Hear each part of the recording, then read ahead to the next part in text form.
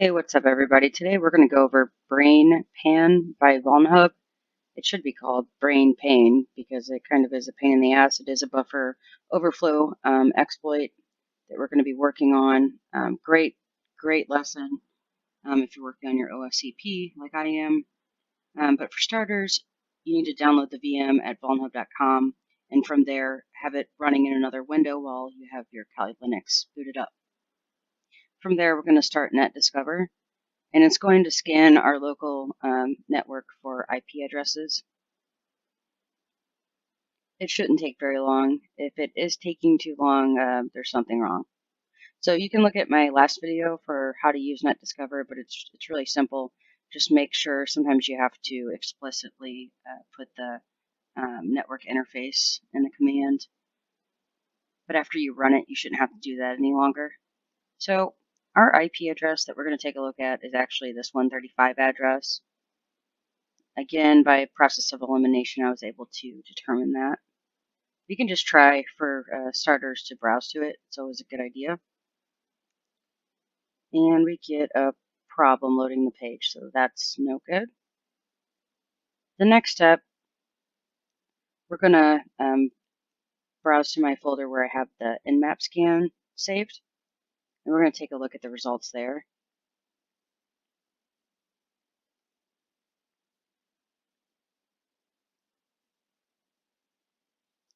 And we can see 9999 is open as well as 10,000.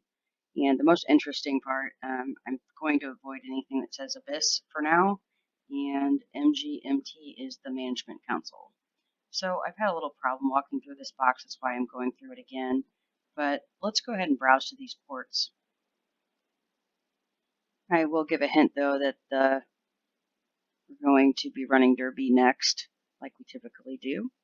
And if you go ahead and do view-source : IP address, you can take a look at the source code and see that this is just an image file or a PNG.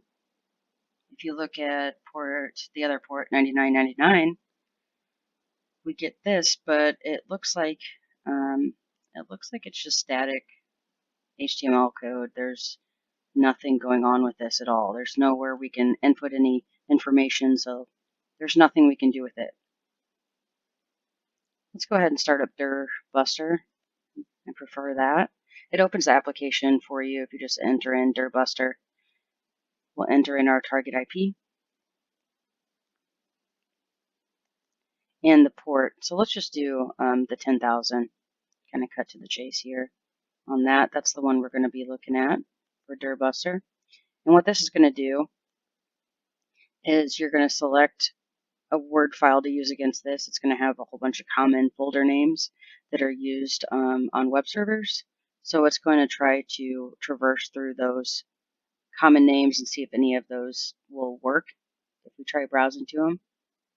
So let's see, actually you want to go up a directory all the way to your top directory under user and share.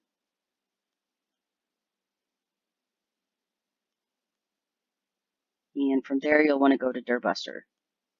So let's find that. And there's some default word lists that we're going to use, and we're going to use the medium one for now. You can just hit select, and I like to uncheck this, and I like to increase the threads to make it go fast as possible. So we have that all set. We are using a common word list file against this port to see if we can traverse through any of the folder structure. Just hit start. If you see over here, you can see in the log what's going on. It actually shows right here that a directory was found, and it's /bin. We're going to head there, and we didn't scan 9999, we actually just scanned 10,000. So let's go to there. Turn this view source off. And as you can see, there's an executable. So typically, we're not just going to download an executable offline, but for the sake of this tutorial, and since this is, set up for people to test their hacking skills, we're going to go ahead and download it. And Dirbuster gets on my nerves, so sometimes you have to just keep Xing out of it. We're going to download it. I already downloaded it. You're going to want to you can actually just, if you want, see where was that downloaded? Let's go to our downloads folder. We can execute it just to see if anything will happen. Change this to executable. Sometimes I get the spacing wrong. Okay, so we changed that. It should be executable now. Cannot execute it. Could be because it's a Windows file. So if you just open up wine and you can just type wine and literally the executable name, see if it runs that way. And it looks like a socket was created, so it looks like it's a Windows program. So from here, let's try to netcat to it. It's always a good idea to try to netcat to these vulnhub machines just to see what happens. 168.21.135, and we'll do no colon. We'll do this port instead. Again, we're kind of jumping around a bit, but we're just getting to the solution faster than you normally would. All right, so now that we've netcatted to this port, we can see that it's now interactive, so we can actually enter in information. On the web page, we weren't able to do that. So now we know that this is a Windows application. We know that the web pages are pretty much useless. We're connected via netcat on port 9999, and typically I'll just try to enter in a whole bunch of data. And for a password, you should never be able to enter in this many characters, because if you're able to do that, you might be able to fit a program into here and get it to do something else. So not safe. That's going to be our attack vector. So what we're going to do, instead of just sitting here all day and trying to figure out, at what point does this application crash, we're going to use a script. We'll open up this and find our script. It's just a fuzzing script, very basic. You can find this with a simple Google search. We do need to edit it a little bit, but not right off the bat. So right now, all we're going to do is we're going to send as many A's as we can. So we're going to start the buffer with the letter A. Every time it's less than 10, we're going to add 100 or append it. So append it and add 100 of them. So increment 100 A's at a time. I'm not a programmer, but I can read through things and kind of make sense of what's going on here. So yeah, we're just trying to fuzz that input field by inputting as many A's as we can. And what we're going to do is we're going to open up a debugger, Ali debug, in another window while we run this script against the application. And we're going to see exactly at what point does the application crash. And the reason that's important is because we have to find out where we would have to insert some kind of malicious code. And that is a very specific point of reference. So let's exit out of this. Let's see, we have this running in another window here, right, with wine. So we have the application running. We really don't need this. This was just more of a visual, but we'll go ahead and cancel out of this for now. Have that. Let's open up Ali DBG. This is our debugger. Brief overview. You can increase the font size by going under options and appearance. And you can find whatever file you want and you can just open it in here. That's what we're going to do for starters, just to show you guys what it looks like. Here is the application, the executable. It doesn't look like it did anything. And the most important thing to note about these registers, or so far what I've learned, the most important registers are EIP and ESP. ESP is the extended stack pointer and the EIP is the extended index pointer. I'm not 100% how to explain the ESP, but the EIP is, it's as it says here, the module entry point. So that is where the application begins. And we're going to see where and when it crashes. So let's open up our fuzzing script and try that. I'm on my laptop here, so forgive me with the disorganization. I'm not a pro at Tmux yet, so just a beginner. Hopefully like a lot of you guys. So we're looking for our fuzzing script, and you can find this really easy online, but here it is. I think I just, yes. So we're sending a bunch of A's to this. We're going to increment it by 100. And yeah, we're just going to send a bunch of A's to this program until it crashes. Otherwise, we'd sit there all day and just try to hammer away and try to figure out manually, and that would just take forever, and it would probably never happen because you'd get bored and I'd get bored. So let's just run our little script here. We have Ali debug open in the background still. Nope, because now I cancel out of it. Okay. There's Ali debug. We have this running the application, and we're just gonna see what happens. Doofus. We have to actually type Python fuzzer py. And we get our error message. And the error message was a part of our script. It gives us a program error, and it shows what happened right here in this window. So it looks like it copied 602 bytes, and it unhandled it, like somewhere between. So there was a break. There was some kind of problem around 600 bytes.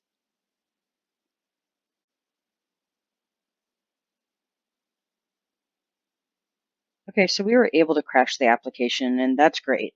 But really, we want to find out exactly at what point did the application crash. And all we did was send 600 A's to the application, and it crashed, but we don't know which A caused the crash. So instead of using A's, we're just going to use this nifty little script here that's included in Kali Linux to create a unique pattern string of the same length, which is 600. And we're going to take this and we're going to edit our Python script to send this buffer instead of the A. So pretty simple. Let's see where I actually stored everything again. Here we are.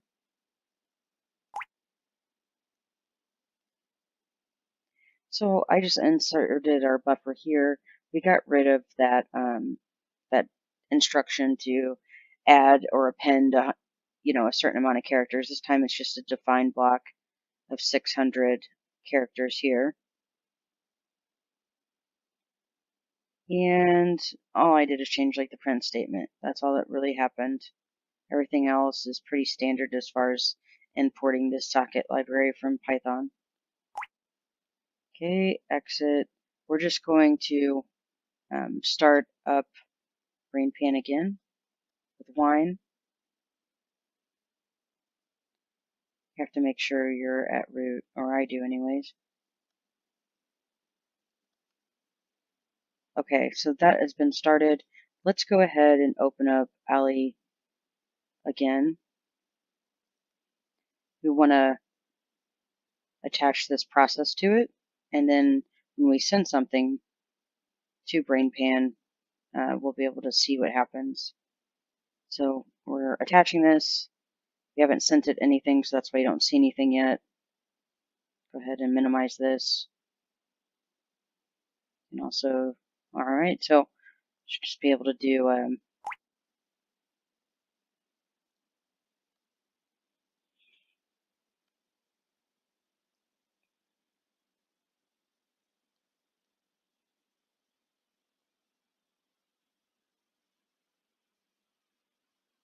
all right, so sending malicious buffer, that was in our script. If you remember just a second ago, that's the unique pattern that we created right here, 602 bytes. It did crash, which is good, just like it did before. The only thing that changed is our characters.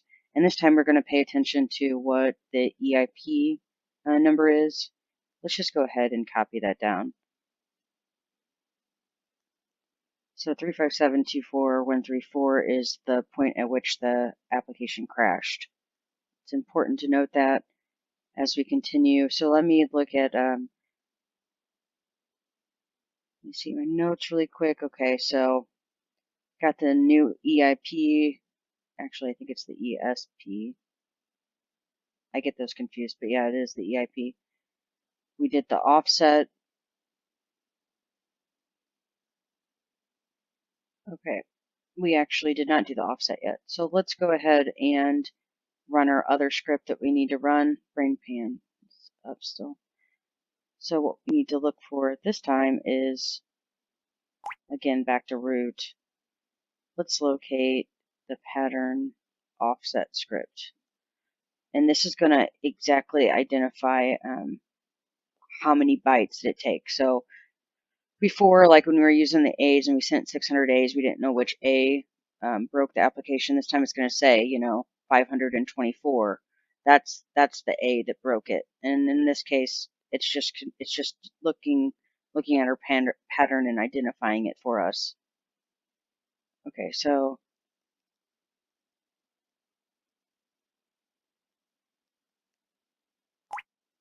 pattern offset RB, and I'm trying to think off the top of my head. I think it's a query, and we're going to query this EIP number right here, 357-24134. 357-24134. I think that's right. It looks like it's running, so that's good news. Perfect. This is what you want. So we have an exact match at offset 524. This means at 524 bytes, that's when it broke the application. All right, guys. So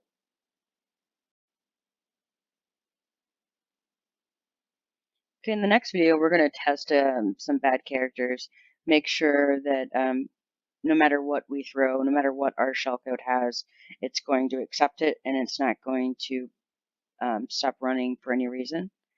So after we do that, we're going to take a look at our jump ESP point of reference or address. This gives us permission to overwrite EIP. We're going to take note of that address. We're going to have to convert that address to Little Endian format, and we're going to insert that back into our buffer script that we have, and we're going to insert a breakpoint. And from that breakpoint, we're going to insert our reverse TCP shell. So there's still a lot to go, or a lot more to cover tomorrow. I hope you guys will tag along and just kind of knock this box out, and hopefully the next one will be easier. So all right, guys, take care.